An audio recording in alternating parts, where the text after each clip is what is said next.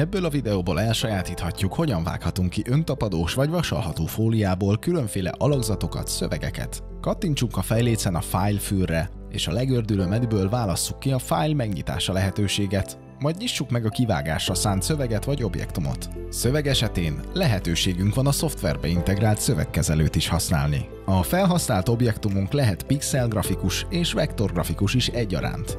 Vektorgrafikusnál a vektorizálás művelet nem szükséges. Állítsuk be az objektum méretét a kurzor segítségével, vagy a fejléc alatt a méretállítási lehetőséggel.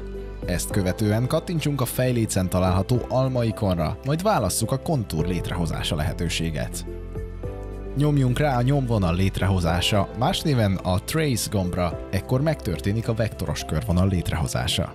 Ezen a munkafelületen lehetőségünk van számos beállításra. Ezek a következők: átlátszóság, élek simítása, vektorizálás kiterjesztése és zárt objektumok, lyukak megtartása.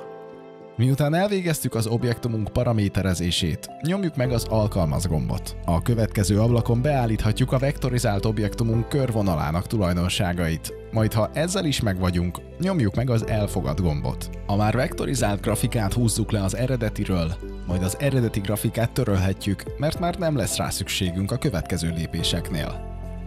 Most következik az objektumunk kivágása. Először is fűzzük be a gépbe a felhasznált anyagot, állítsuk be a sebesség, nyomásértékeket és a kezdőpontot. Ezután a fejlécen válasszuk ki, és nyomjunk rá a vágás ikonra. A felugró ablakban állítsuk be a gépünk típusát, a befűzött alapanyag szélességét és az egyéb vágástechnikai paramétereket.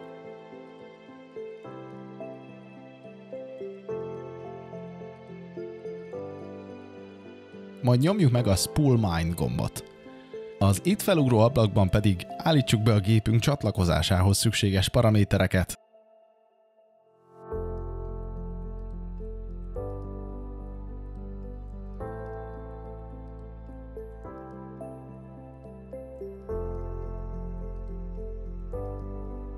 Majd nyomjunk rá a vágás folytatása gombra, ezután pedig a vágás most lehetőségre. Ekkor elindul a vágási folyamat. A művelet befejeztével kattintsunk a kész gombra.